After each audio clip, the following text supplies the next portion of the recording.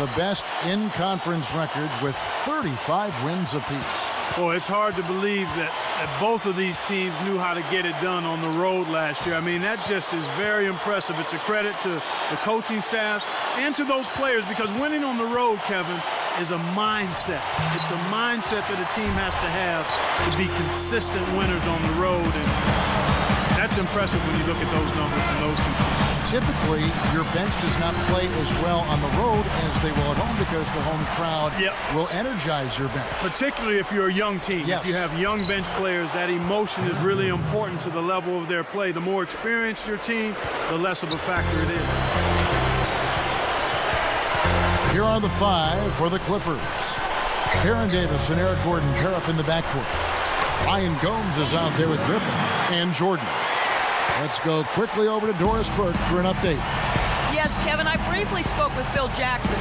This team's offensive forte is really just being smart with the ball and limiting their mistakes. And because of that, Coach told me that they don't need to force things at the opponent's end of the floor.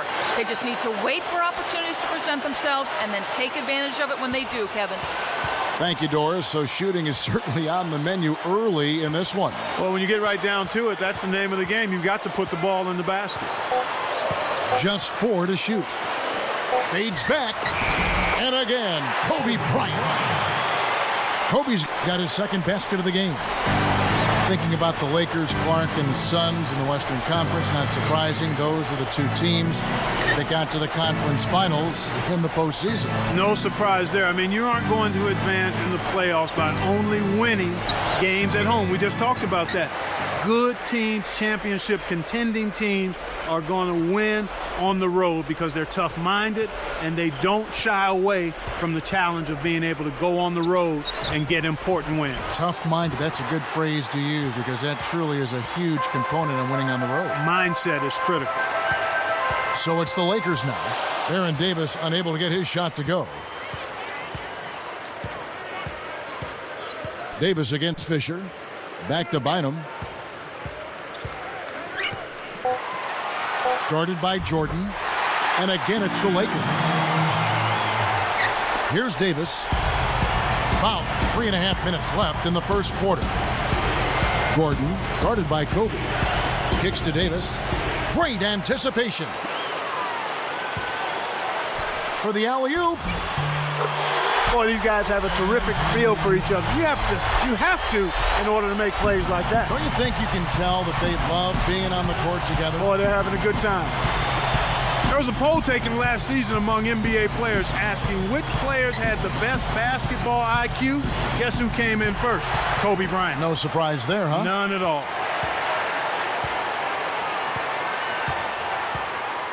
Jordan against Bynum.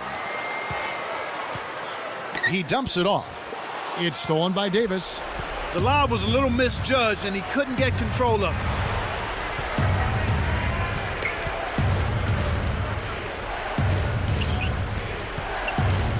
Jordan with a screen on Artest. Right side, Griffin. 4 on the clock. And they get it. And Davis can't get it to go. This is one of the key reasons why they're losing. You have to get more production out of your 4 star players. In an effort to solidify the middle, they've changed to a 2-3 zone. Arcs it high, and Gasol gets it to go. Gasol's got his first basket. Clippers trail by 8. You look back at the Clippers last season, they trade away Marcus Camby, middle of the year. Chris Kaman, their center, was vocally unhappy about it. They had some issues. Understandably so, Kevin. I mean, Kaman enjoyed playing alongside of Camby, and when you've only made the playoffs once in your 7 years in the league, that'll certainly lead to some frustration. And the Clippers decide to take their first time out here. Matt Barnes is checked in for the Lakers. Blake comes in for Derek Fisher. And then for the Clippers, Bledsoe's checked in. And here are the Clippers, trailing by 10. Pass to Griffin. Now Bledsoe, back to Griffin. Takes it up. It's blocked. And here's Los Angeles. A 12-0 run right now and counting. Had a piece of it. Here comes Bledsoe. Back to Jordan. Here's Gomes. Kept alive.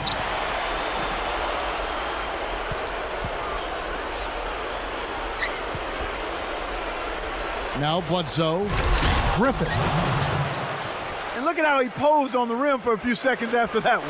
That's never going to endear you to your opponents. They don't like that kind of stuff. No, he was enjoying that one so much he didn't want to let go. Yeah, I think he was throwing salt in the wound, though. Now Bledsoe following the three-point attempt by Kobe Bryant. Outside Gordon. Behind the arc. That's good. Gordon's got 5 points so far. Lakers leading by 5. Bryant with it. 6 points for him.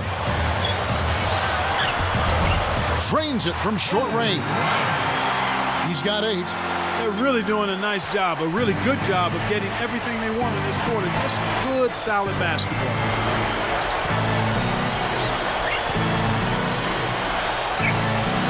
It's tipped. The team doesn't need that mistake. You got to be efficient.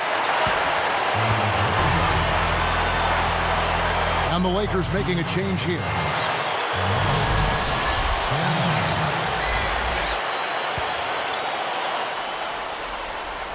Here's Blake.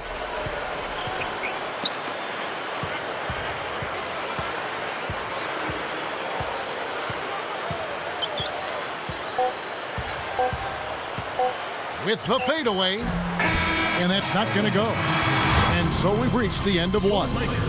Lakers ahead, leading by 7.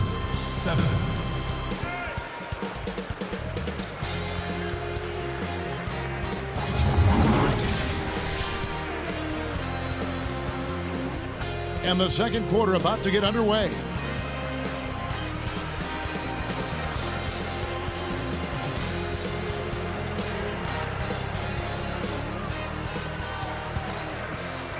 Here's Blake. Setting the floor for the Clippers. Al-Farouq Aminu and Blake Griffin at the forward slots. Bledsoe is out there with Gordon and Diagu. Blake with it, defended by Gordon. 5 to shoot. Bynum. That's a 24-second violation, and they'll turn it over.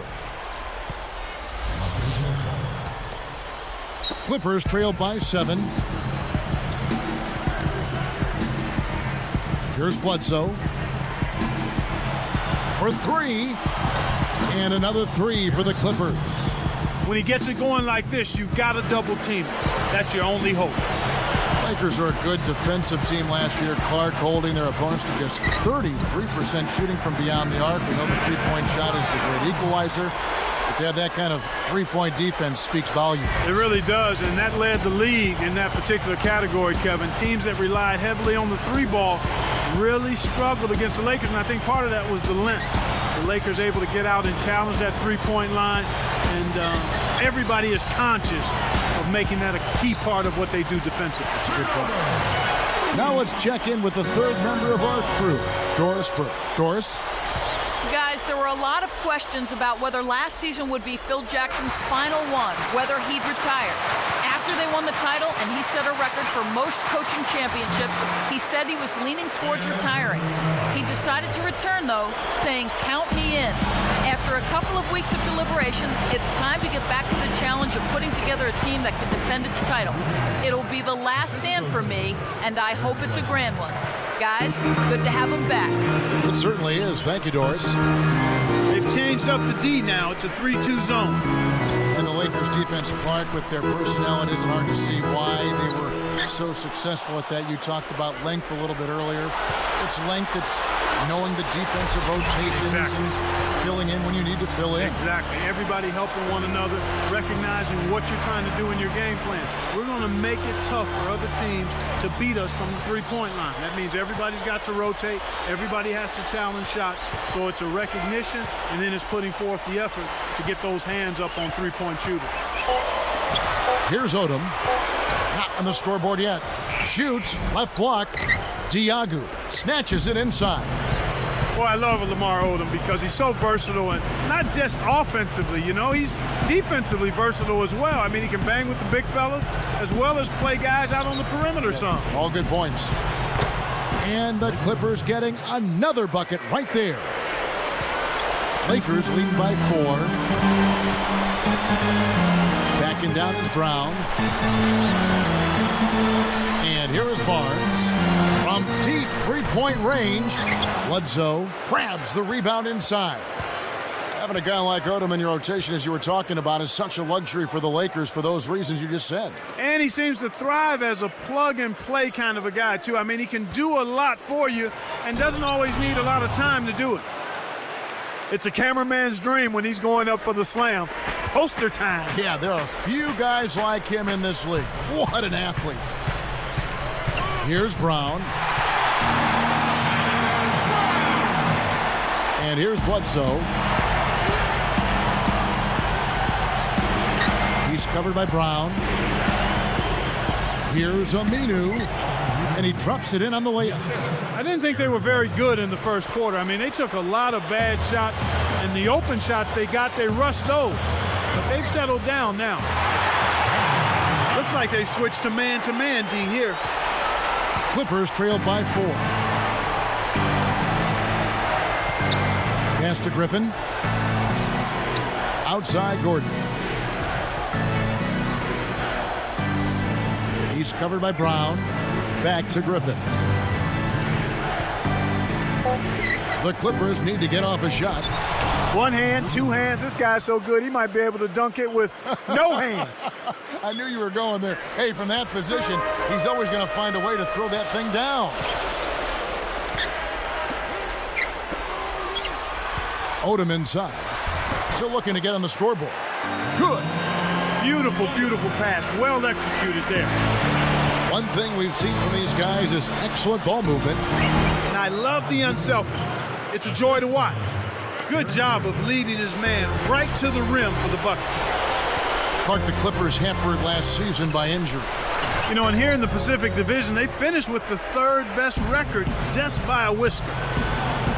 Doesn't get much more cozy than this. Hard not to foster a rivalry when you shared the same building, Clark, as these Clippers and Lakers do, huh? Yeah, you got that right, Kevin. I mean, the battle for L.A., if you will, one of the truest and probably purest rivalries we could have in the NBA. The locker rooms are right next to each other. They see each other in the hall during practices and stuff during the midweek. I mean, they know each other well. Very much so. And with the Lakers and Clippers, there's a bit of a big brother, little brother thing, I think, at play here, too. Don't you, Clark? Yeah, and it seems like Big Brother has always had the upper hand when you consider who the Lakers are. The Clippers have had a chance to carve out their own fan base from the area with the Lakers being here longer. And no doubt the Lakers have more name recognition, more glamour, more marquee value, if you will.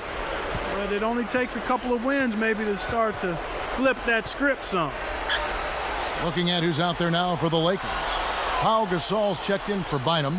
Artest comes in for Matt Barnes. And Kobe is subbed in for Shannon Brown. Artest against Butler. Buries it from 14 feet. Butler's got his first points in this one. Lakers leading by 5.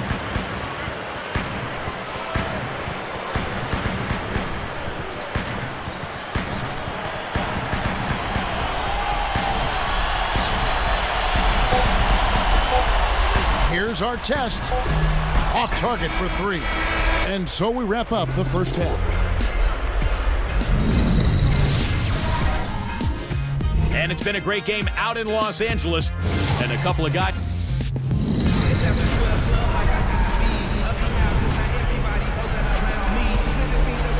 And as the quarter begins, both teams have been trading blows like prize fighters. A close ball game. And the Lakers have possession. They've led by as much as 10. Artest and Pau in the forward slots. Fisher and Kobe man the backcourt. And Bynum. That's the Laker 5. Now here's Kobe. 8 points for him. Second shot opportunity.